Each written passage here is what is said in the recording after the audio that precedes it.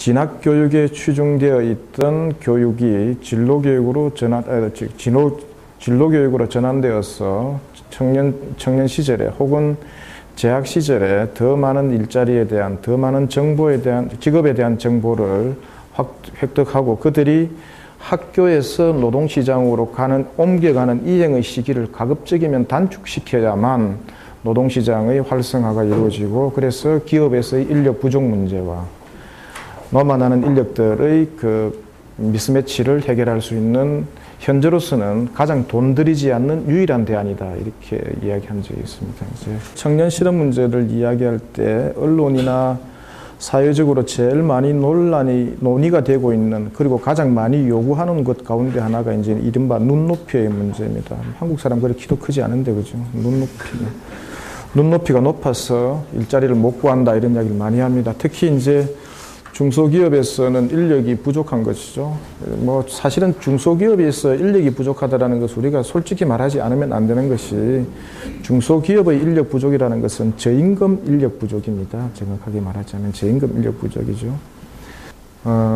중소기업의 사실은 저임금 일자리가 그렇게 쑥 눈에 안 들어오게 마련입니다. 그래서 그들을 향해서 눈높이를 낮추라고 이야기한다면 어른들이 사실은 부당하다고 봅니다.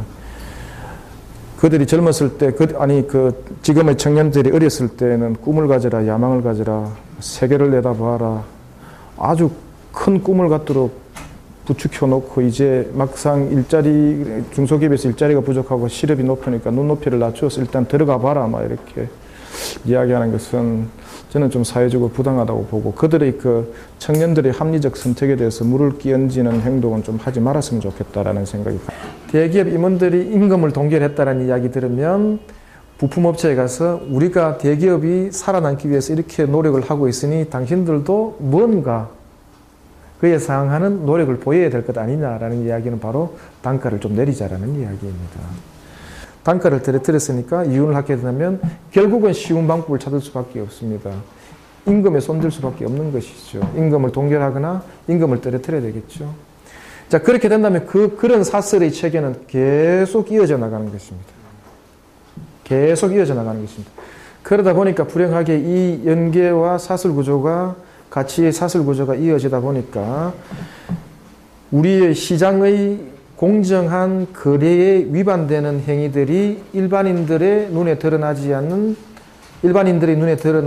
불공정한 거래들이 끊임없이 이어져 나가고 있다는 것입니다. 대기업과 중소기업 사이에서 기업별 규모의 임금 격차의 차가 여전히 존재하고 있는 한, 우리나라에서 제가 지난번에 언젠가 회의할 때도 잠깐 말씀드린 데가 있는데, 매년 한 1만 5천 명 내지는 2만 명 정도의 좋은 일자리, 그 밖에서는 계속 나쁜 일자리만 남아있는 중소기업 일자리에만 연결되어 있는 그런 구조가 형성될 수밖에 없고, 이 대기업 중심으로 해서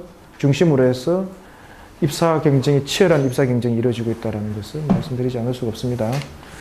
기업별로 노동시장의 분절화 현상이 일어나고 있기 때문에 쉽게 생각해서 우리가 이렇게 생각할 수 있겠죠.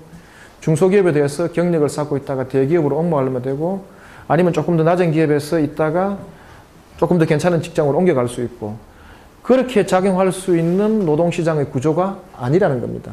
그러니까 1차 노동시장과 2차 노동시장과 3차 노동시장 사이에서 분절화가 꾸준히 이루어져 있기 때문에 이 청년층들이 첫 일자리를 어떻게 정하느냐가 가장 중요한 관건이 되는 것입니다.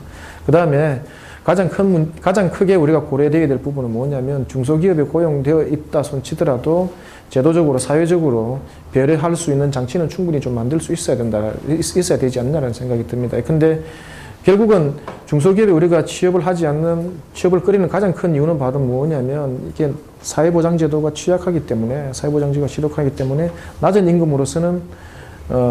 임금으로 모든 것을 다 해결할 수 없는 상황인 것 있습니다. 그래서 우리가 이 부분까지도 동시에 고려되어지는, 다시 말씀드리자면 우리 사회가 보다 더 선진화된다라고 했을 때 그 인프라가 동시에 좀 구축되어져 가는 과정이 되어야만, 힘들다고, 경제 문제가 풀리지 않을 때 힘들다고 해서 뜨겁게 다가가 버리면 의외로 답이 나오지 않는 것이 이게 경제 문제고요. 특히 노동 문제의 경우는 이게 또 사실은 뜨거운 가슴이 필요한 그런 문제입니다. 그래서 냉정한 경제현실과 이렇게 뜨겁게 용광로처럼 다가오고 있는 이 노동 문제를 어떻게 좀 해결할 수 있을까 항상 고민은 합니다만 답은 오늘도 제가 여러분들한테 아까 말씀드렸던 이 메마른 경제학자가 무슨 희망을 주겠습니까? 라고 이야기했던 것처럼 별로 좋은 답은 드리지 못하는 것 같은데 그러나 우리가 그 청년층 노동시장 문제를 바라볼 때는 조금 다른 감수성으로 접근해 볼 필요는 있겠다 하는 그런 정도의 결론으로 마치겠습니다. 예, 아유, 감사합니다. 예, 박수로. 예.